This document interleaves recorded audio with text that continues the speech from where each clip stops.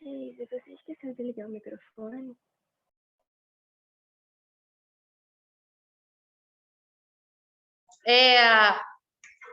Um de cada vez, assim. Desenha o primeiro cenário. Tá. Segundo cenário. Terceiro cenário.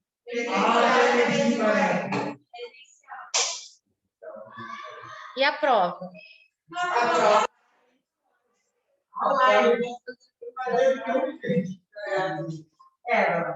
Olha, eu já digo para vocês uma coisa, tá? Como é que funciona?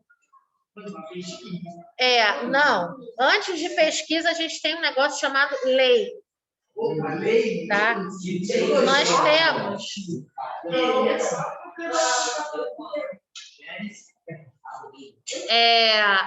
Nós temos, pelo Ministério da Educação, nós precisamos ter, no mínimo, 200 dias letivos.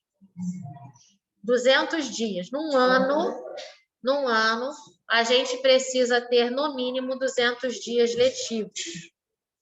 Então, não dá para simplesmente suspender a aula. Por quê? Porque se você suspende a aula, você vai ter que, em algum momento, repor estas aulas. Né? E aí, o que aconteceu ano passado? A gente aqui no Butinhá não teve esse problema, porque a gente logo entrou com as aulas online, né?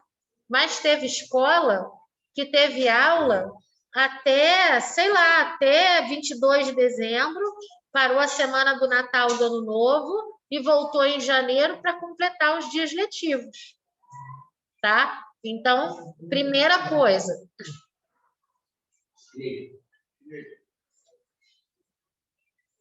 tem essa questão aí da lei.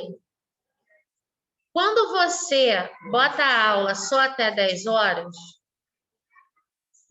você acaba tirando o tempo de aula das matérias que são depois do recreio.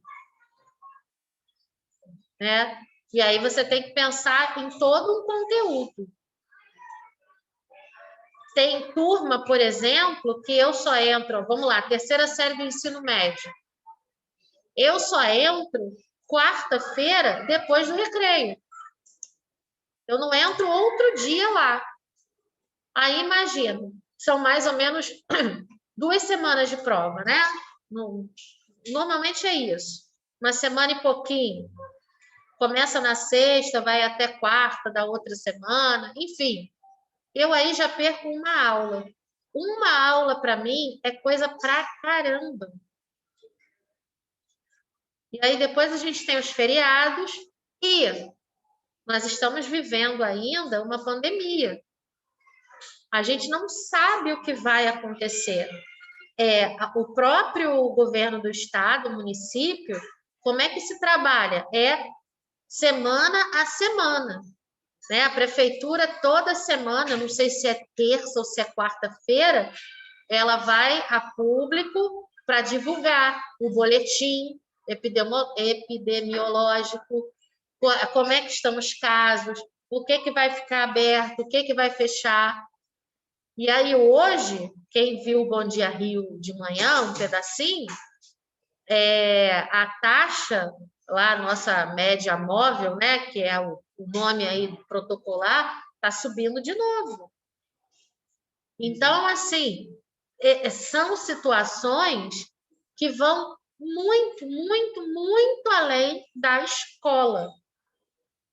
Porque a escola responde à Secretaria de Educação, a Secretaria de Educação responde ao Estado, né? O município também responde ao Estado, à Federação, ao Ministério da Saúde. Então, assim, às vezes não dá para fazer simplesmente o que a gente quer. Ou, no caso, o que vocês querem, entendeu? Tanto na questão de legislação. E essa questão da prova até 11 horas da noite, né? A gente tem aula normal e a prova e tal. Aí entra a pesquisa.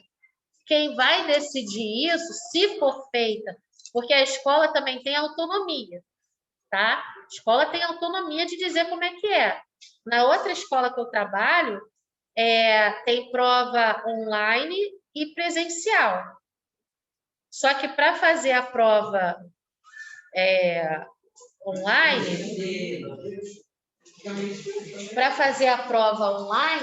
tem que ter laudo médico. Deixa eu tirar melhor.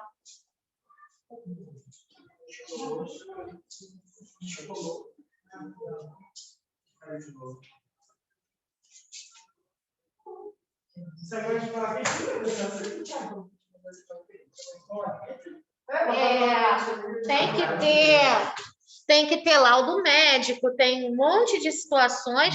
O aluno tem que ficar na frente do computador, aí tem que baixar um pouco assim, porque a pessoa, né, fica vendo, tem um fiscal que fica vendo o aluno fazer a prova. E aí, é sério, aí quando termina, tira foto e manda para a coordenação. Então, assim, cada escola tá dando o seu melhor para conseguir atender todos vocês, entendeu?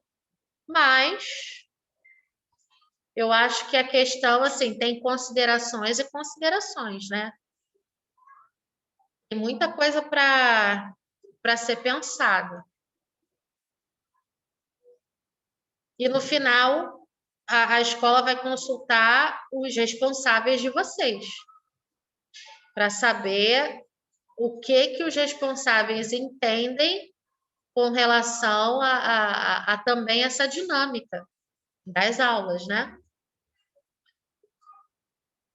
Alguém quer falar alguma coisa? Pode falar. Saúde. Alguém quer falar alguma coisa?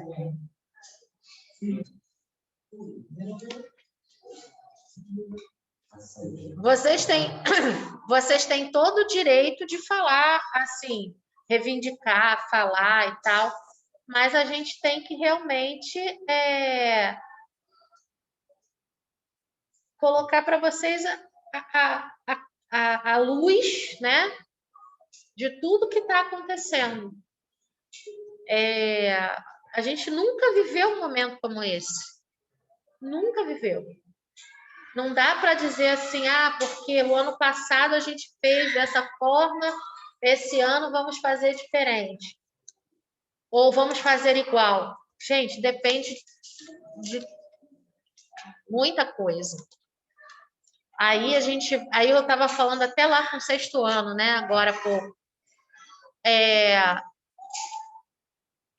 O número de casos está voltando a subir. Entre agora uma outra parcela da população. O que a gente pode fazer? Máscara, álcool em gel, evitar aglomeração. Se você pode ficar em casa, fique em casa. Não se exponha. Cada um agora é responsável por dar conta desse controle, entendeu? Pode falar. Não, eu estou vendo as pessoas, por exemplo, a vacinação já está andando, não sei o quê, para que eu vou usar máscara, está tanto tempo, e também tem uma lei que foi aprovada, que sim, absurdo isso. Nem de questão política, de um ano, olha só, uma lei que foi aprovada recentemente, que se você já se contaminou pelo vírus, ou já tomou a primeira ou a segunda dose, já não é mais obrigatório usar máscara. Não passou, não. Não passou, não. Não, tudo bem que não passou, mas... A lei não foi aprovada. Sim, as pessoas podem achar que isso passou, porque quando eu ando na rua, todo mundo assim. Não, a pessoa tem a cara de pau, na minha opinião. Pega a máscara, tem, por favor, de botar a máscara, fica assim, com a máscara assim no queixo, aí fica falando, pô, se você vai levar a máscara para o túnel, sim, tá certinho, mas aí é aquela coisa, de cada um, né? Mas aquela coisa, se cada um pensasse da mesma forma que a gente pensa, a gente já teria sempre essa possibilidade de tempo. Aí depende de vários fatores. Se você continuar, não, porque usa máscara, não sei o que, papapá, não vou negar, não sei o que, aí... O professor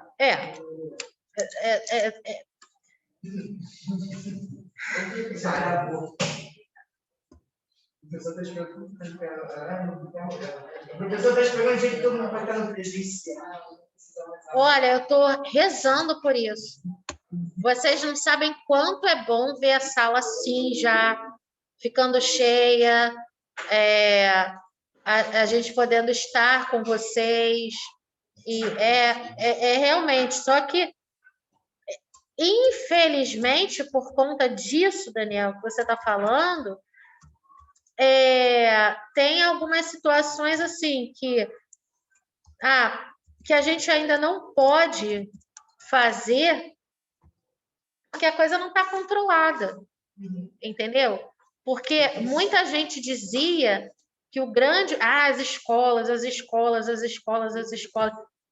Mano, as escolas, assim, estão dando show de como acontece a prevenção. Você vê os pequenininhos lá embaixo de máscara o tempo todo. Chega na sala ali do prezinho agora, todo mundo com a máscara direitinho no lugar. Entra na sala, bota o alquinho na mão.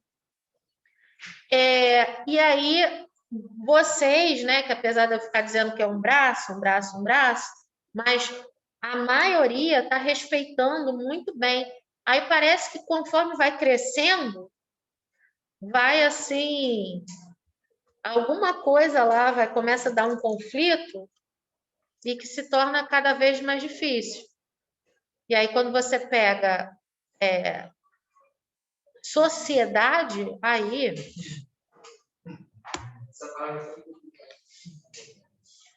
Outro dia eu falei, às vezes eu sou meio bocuda, assim, em algumas situações. Outro dia eu estava na Taquara com a Angélica, indo para o ponto do ônibus, para pegar o ônibus para ir para minha casa.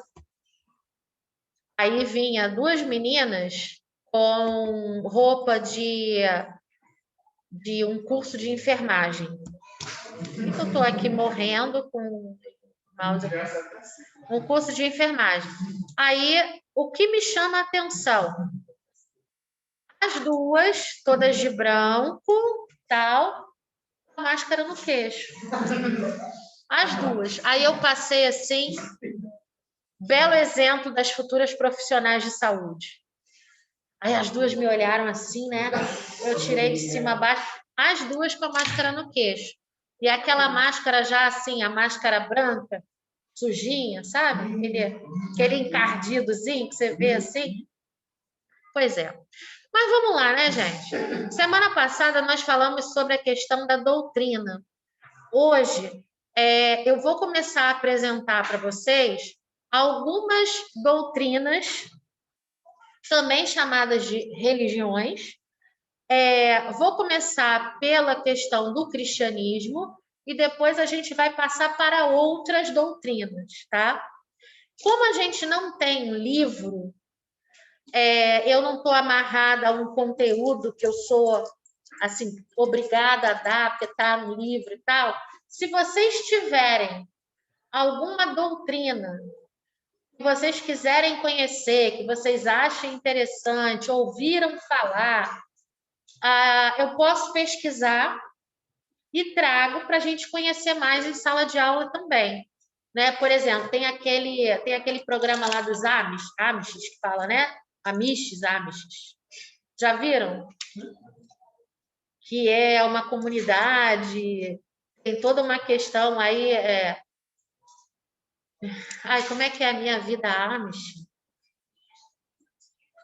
Tem um canal desses aí que passa essas coisas tipo Monstros do Rio eu gosto de ver. Homens da Montanha. Já viram esses programas? É o History que passa? Tem também. Então, assim, os Amishes, podemos ver. Alguma Hare Krishna, podemos ver também. Vocês pensem, pesquisem, e aí eu pesquiso, estudo sobre aquilo, e a gente pode fazer uma abordagem em sala de aula, a gente pode fazer um painel também dessas doutrinas, de curiosidades para dessas religiões. O pessoal que está em casa também pode contribuir, mandando material. Dá para a gente fazer um trabalho bacana, tá? Vem cá, falando em doutrina, em religião, em ritual, vocês não vão botar bandeirinha, não? Eu já falava disso outro dia com Eu falei com vocês, mas... Eu vou falar, você não vou inventar negócio.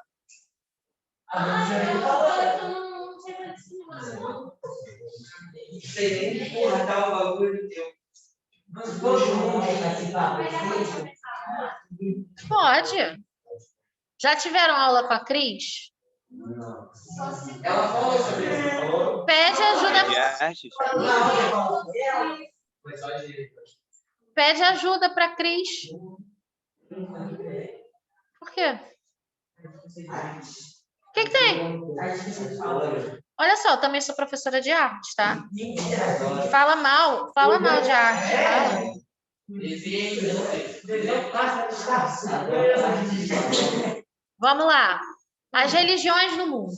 Grande parte dos conflitos mundiais tem origem a partir de questões religiosas. É bom ressaltar que existem fatores de caráter político, econômico, territorial, geopolítico, entre outros. Ou seja, é tiro e bomba. Não posso falar a segunda palavra, senão o YouTube vai cortar meu vídeo. Por conta de quê? De uma questão religiosa. O meu Deus é melhor que o teu, mata. Você é palestino, essa rua aqui é minha, sai daqui. Saiu não, bomba. Né? É o que a gente tem visto há muito tempo. E continua, e não passa. Sendo que, por trás dessas questões religiosas, normalmente tem questão política. Tem alguém que quer ganhar um dinheiro, tem alguém que quer ganhar poder, quer ganhar espaço para fazer algum investimento imobiliário ou não, simplesmente pela fome de poder mesmo. E Hoje a gente chama de intolerância religiosa, hoje a gente chama de xenofobia, hoje tem vários nomes para classificar, mas é violência, é uma violência. Em algumas situações, as pessoas que são os soldados desses exércitos religiosos não sabem nem exatamente por que estão fazendo aquilo. E é a questão da ideologia. É algo que vocês precisam tomar cuidado também, né? Ao levantar certas bandeiras. Por que eu estou levantando essa bandeira? Como é que essa bandeira foi construída? De onde ela vem? O que ela prega? Né? É verdadeiramente entender determinados discursos. Tá? Vamos lá. Atualmente, existem inúmeras religiões sendo praticadas no mundo. Eu vou colocar aqui, né, inicialmente o cristianismo. Vou até tirar um contexto aqui que eu coloquei. Alguém caiu. O cristianismo possui aproximadamente 2,2 bilhões de adeptos no mundo. Essas pessoas são consideradas cristãs. Então, qualquer pessoa, independente da denominação religiosa, que siga os ensinamentos de Jesus, é chamado de cristão. Ok?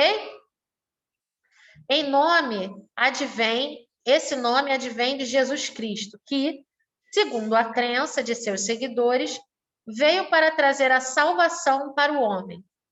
Essa religião é monoteísta, ou seja, uma religião que adora a um só Deus. Dentro do cristianismo ocorrem divisões, formando ramificações denominadas de catolicismo. Representa as pessoas que seguem a Igreja Católica Apostólica Romana, que possui como autoridade máxima o Papa. No mundo, são contabilizados cerca de 1 bilhão de católicos. Ortodoxo é uma religião cristã oriunda de uma separação que aconteceu na Igreja Católica Romana no século XI e que se dispersou no Oriente.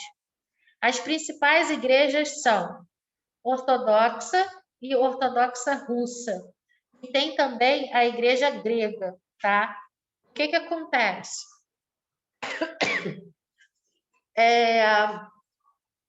O apóstolo André, quando ele vai... Felipe, levanta a cabeça. Felipe! Levanta a cabeça. Felipe é mimimi. Acorda, Felipe. Acorda, vagabundo. Aqui! Mas o YouTube não está sendo ouvido. Pois é. Aí depois vem lá, reivindicação. Aí, quando eu vou lá olhar, que reivindicação é essa? Aí, outro dia foi engraçado, porque o vídeo não tinha música, não tinha nada. Aí, foi lá, reivindicação de direito autoral. Eu falei, gente, de quê? Eu não sei se era o 6º ano, que estava cantando um negócio, né? Assim, enquanto você está admitindo os alunos, né? Alguma coisa que eles estavam cantando, aí eu botei lá que era... não vou lembrar. Era uma musiquinha dessas de TikTok que elas ficam fazendo assim. Mas, gente, mas isso aí, olha, eu não sei. Na época quando eu era criança bem pequena, né, que eu dançava, eu lembro que isso é uma abelha. Toma-lhe uma ferroada.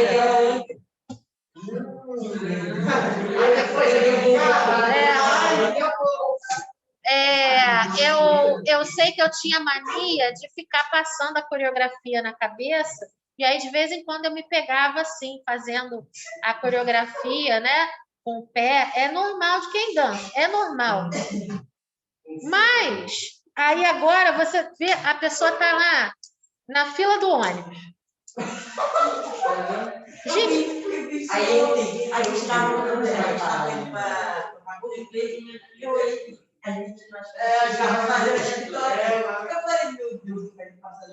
aí você está dando aula e a pessoa está assim.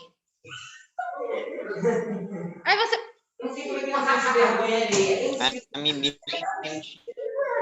Não é? Aí na aula online, você está na aula online, aí daqui a pouco tem um. Não está dormindo. Davi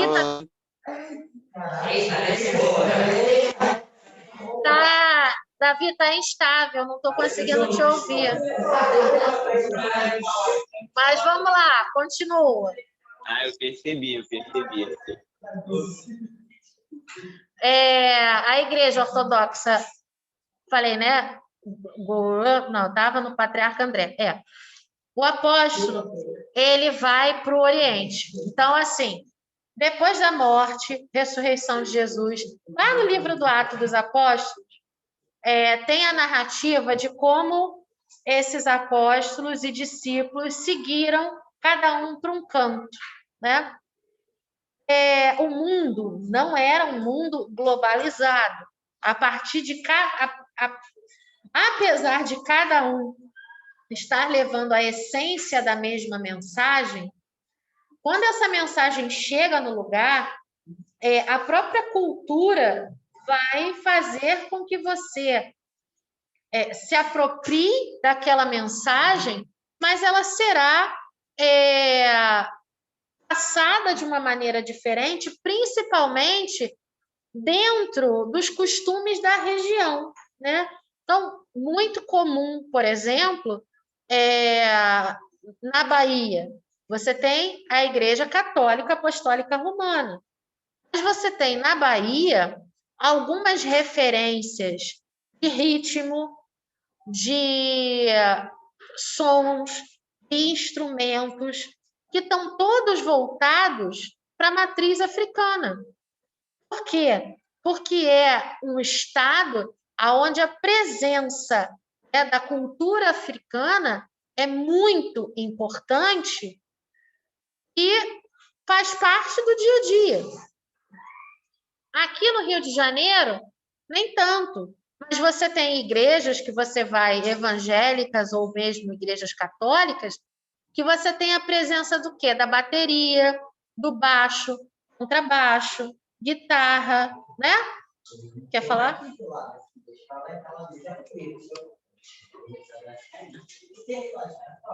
Pois é, e aí você vai ter, é um show de rock? Não, não é um show de rock, é uma missa, é um culto, mas você tem a presença desses instrumentos.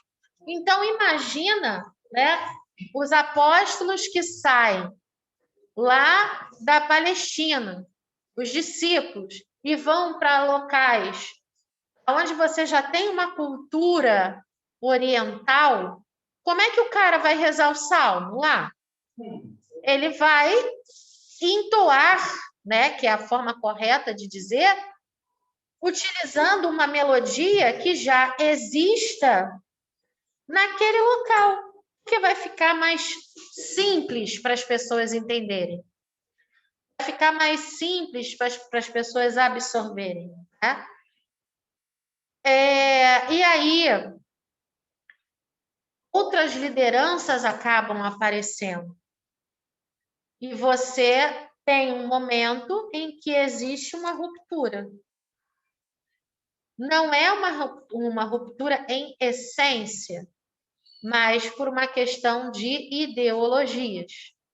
Assim como aconteceu na Igreja Protestante, tá? Da onde surge a Igreja Protestante? Da reforma feita por Martinho Lutero. A gente está falando aqui século XVI, 1500 e alguma coisa, tá? Você está falando de uma igreja que ela... Já estudaram Idade Média? Já, né? Já. A igreja dominava. A igreja era uma força política muito maior do que o próprio rei, né? Os reis se subordinavam aos papas, ao papa, no caso, né? E muitos reis tinham uma questão de não só de casamentos, mas das próprias influências da igreja dentro dos reinos. O Papa escolhia quem ia casar com quem para fortificar o reino tal, ou então unir, acabar com o outro lá e fazer uma coisa só. Então, a gente não está falando de espiritualidade aqui. A gente está falando de uma questão política. Outros santos surgiram na Igreja Católica nessa época para questionar o que estava acontecendo. Como assim? Eu vou lá, caso, traio a minha mulher, mando ela embora e pego outra. Caso com ela também. Não pode, isso é uma blasfêmia, isso é uma heresia. Aí a pessoa rica lá, abastada, o senhor feudal lá da época, pega e diz assim, não, eu gostaria de fazer uma doação para comprar a minha indulgência, ou seja, o meu perdão. Ah, tá beleza, me dá aí 1000 moedas de prata e aí você será perdoado. E eu ainda te arrumo uma esposa nova. Isso, assim, estou dando um exemplo que é uma brincadeira, mas a coisa tomava outras proporções, né? E muitos, e visava o quê? Visava, eu não tenho 1000 moedas de prata. Ah, mas você tem um candelabro de prata que você pode dar para botar ali no altar principal para a igreja ficar bonita. Ah, então manda para cá. Ah, mas esse candelabro não cabe na igreja. Ah, não tem problema, eu vou guardar lá na minha casa, que a minha família tem um lugar onde esse candelabro vai servir. Aí a pessoa se apropriava daquilo, né, e passava a ser patrimônio dela. Gente, aqui a gente não está falando de nenhuma espiritualidade, mas ainda assim existiam pessoas que queriam viver a radicalidade desse evangelho. Queriam resgatar esse encontro verdadeiro com o transcendente. E aí aparecem grandes santos da Igreja Católica nessa época. Santo Antônio, São Francisco de Assis, né? Santa Clara. Aparecem pessoas que querem radicalizar e quebrar digamos, esse capitalismo selvagem, que a gente nem pode falar de capitalismo ainda, porque capitalismo é só lá na Revolução Industrial, né? Mas essa troca de favores divinos que acontecia dentro da igreja. Martim Lutero, ele pega e chuta o balde. Pega lá, escreve um monte de coisa que ele acha que está errado. 95 teses, no final podiam ser resumidas em 5. Isso, exatamente. Aí ele pega... Conheço muito bem essa história. Bota lá na porta da igreja, né, Davi? Para todo mundo ver. Vocês querem que eu diga que está errado? O que está errado é isso. Inicialmente, ele não queria ser contra o Cristo. Ele queria ser contra essa politicagem, essa corrupção. Só que ele foi excomungado, porque ele era um monge agostiniano. Então, o que ele faz? Ele começa a reformar. Ele começa a protestar. E uma das coisas que ele faz é traduzir a Bíblia. A Bíblia só era lida em latim. E aí ele vai e traduz a Bíblia para o alemão. Só que quando que foi a primeira língua fora o latim, foi o alemão. Só que quando ele traduz a Bíblia, ele vai lá atrás, quando os judeus estavam formando o primeiro cânon, né, que é o cânon é a organização, a primeira organização da Torá, porque na Bíblia os 5 primeiros livros, chamados de Pentateuco, é a Bíblia hebraica, é a Torá, o livro da lei dos judeus. E aí ele pega e diz assim, olha só, esse negócio aqui não é um livro inspirado. Não, isso aqui quem escreveu foi o homem. Porque os judeus também não aceitam isso. Tira fora. Esse aqui não é um livro inspirado, não é um livro que a gente vai ler para todo mundo. Ele chama de apócrifo. Tira fora. E aí ele tira 7 livros da Bíblia, que passou a ser chamada de Bíblia católica, e daí surgiu a Bíblia protestante. Acordou, né, Felipe?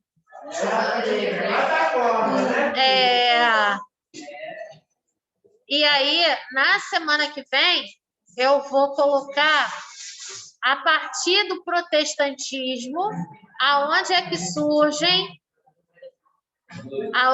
surgem as outras denominações religiosas que a gente conhece até hoje, né? Pentecostal, metodista, Assembleia de Deus e por aí vai, tá bom? Beijo para vocês que estão em casa. Tchauzinho. Tchau, tchau.